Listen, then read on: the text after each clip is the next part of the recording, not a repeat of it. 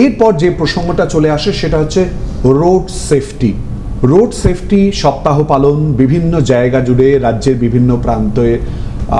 পরিবহন দফতর কি মনে করছে এই মুহূর্তে অ্যাক্সিডেন্ট ঘটনা বা প্রবণতা এই জায়গাগুলো হ্রাস হয়েছে? দেখুন, আমাদের মূল লক্ষ্য হচ্ছে দ্রুত নয়, নিরাপদে গন্তব্যে পৌঁছানো। আমরা এটা চাই, এবং এই রোড সেফটির সাথে 2016 সালে মাননীয় মুখ্যমন্ত্রী ভাবনা অনুযায়ী সেফ ড্রাইভ সেভ লাইফ এই ভাবনাটা যুক্ত হয়েছিল, এবং সেখানে তার অ্যাওয়ারনেস তৈরি করা লাগাতার পুলিশ প্রশাসন এটা করে থাকে, কারণ ট্রাফিক কন্ট্রোলটা পুলিশ প্রশাসন করে, এবং পুলিশ প্রশাসন এবং পরিবহন দপ্তর একযোগে এটার প্রচার, মানুষের মধ্যে সচেতনতা বৃদ্ধির কাজটা যেমন করেছে, তেমনি যে সমস্ত ব্ল্যাক স্পটগুলো আছে আমাদের সারা রাজ্যে, যেখানে অ্যাক্সিডেন্ট প্রবণ জায়গাগুলো আছে, সেগুলোকে ব্যারিকেড তৈরি করা, এগুলো আমাদের প্রশাসন করেছে। করার ফলে যেটা হয়েছে, এই মুহূর্তে আমরা পথ দুর্ঘটনা এবং মৃত্যুতে ভারতবর্ষে 11 নম্বরে আছি। অর্থাৎ আমাদের আগে আরও 10টা রাজ্য রয়েছে, বড় রাজ্য, সেখানে অ্যাক্সিডেন্ট অনেক বেশি, মৃত্যু অনেক বেশি। এবং কলকাতা শুনলে খুশি হবেন যে কলকাতা শহর হচ্ছে মেট্রোপলিটন সিটিগুলোর মধ্যে একমাত্র শহর যেখানে মৃত্যু এবং অ্যাক্সিডেন্ট সব থেকে কম। এটা সম্ভব হয়েছে আমরা ইলেকট্রনিক সার্ভিলেন্স ব্যবহার করছি ট্রাফিক কন্ট্রোলে। আপনি কলকাতায় রাস্তা দিয়ে যাবেন, সেখানে স্পিড বাধা আছে, আপনি সেইটা সিগন্যাল যদি ব্রেক করেন, আপনি স্পিড যদি ব্রেক করেন, এনপিআর ক্যামেরা, স্পিড লিমিট যন্ত্র সব ব্যবহার ওখানে হচ্ছে। এর ফলে চালানের মাধ্যমে কেস চলে যাচ্ছে, অর্থাৎ মানুষকে সচেতন করা হচ্ছে যে আপনি নিয়ন্ত্রণের মধ্যে চালান। এর জন্য কি হয়েছে, কলকাতা অ্যাক্সিডেন্ট এগুলো অনেকটা কমেছে।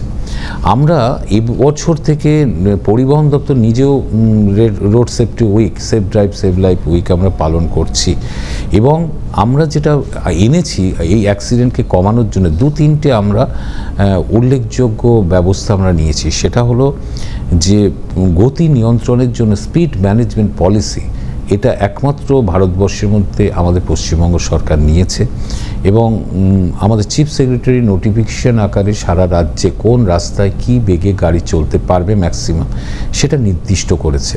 কারণ গাড়ির গতি যদি আমরা নিয়ন্ত্রণের মধ্যে রাখি, তাহলে আমরা অনেক অ্যাক্সিডেন্ট এড়িয়ে যেতে পারবো, কিংবা অ্যাক্সিডেন্ট হলে ক্ষয়ক্ষতি কম হবে।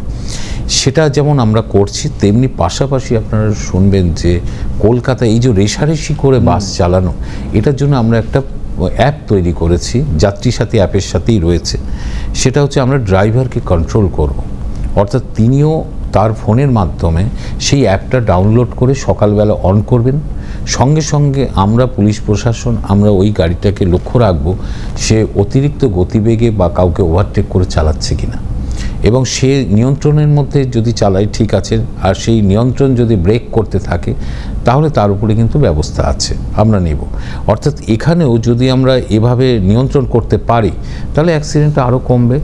এবং এছাড়াও আমরা হেলমেট পরে চলা, বা যে সমস্ত হাই রোডে 3 হুইলার যাতে না চলে এর জন্য প্রশাসন ব্যবস্থা নেওয়া, এবং যারা ড্রাইভার আছে তাদের স্বাস্থ্য পরীক্ষা, চোখ পরীক্ষা, এগুলো কিন্তু আমরা নিয়মিত করতে থাকছি, এবং মানুষের মধ্যে সচেতনতা গড়ে তোলা যে আমি ট্রাফিক রুল মেনে চলবো। একটা সরকার কিছু আইন করলো, সরকার কিছু রুল জারি করলো, কিন্তু সাধারণ মানুষ যতক্ষণ না সবাই সেটা মেনে চলি আমরা, আমাদের সমাজ কিন্তু কখনো সুস্থ হয় না। অর্থাৎ কিছু মানুষের প্রবণতা থাকে যে আমি আইনকে এড়িয়ে আমি চলবো, আমি সিগন্যাল ব্রেক করব, আমি ওভার স্পিডে চালাবো, আমি হেলমেট পরে না চালাবো। এইগুলো কি হয়, দুর্ঘটনা ঘটাতে সাহায্য করে, এবং সেখান থেকে মৃত্যু বা এই ধরনের ক্ষয়ক্ষতিটা বেশি হয়।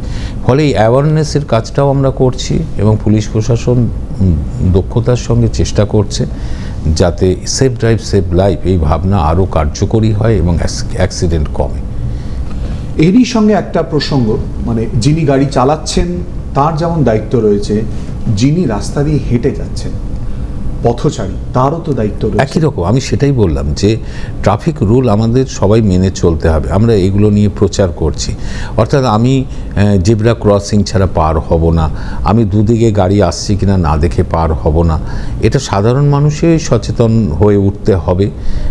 এখন বিষয়টা হচ্ছে এত বিপুল সংখ্যার দেশ, এত জনঘনত্ব, এত আর্থিক সামাজিক এবং শিক্ষা সব দিক থেকে এত যে বৈষম্য, সেইখানে চটপট সরকার উদ্যোগ নিয়েই কোনো আইনকে পুরোটা কার্যকরী করে দেওয়া, এটা কিন্তু প্রায় অসম্ভব হয়ে দাঁড়ায়।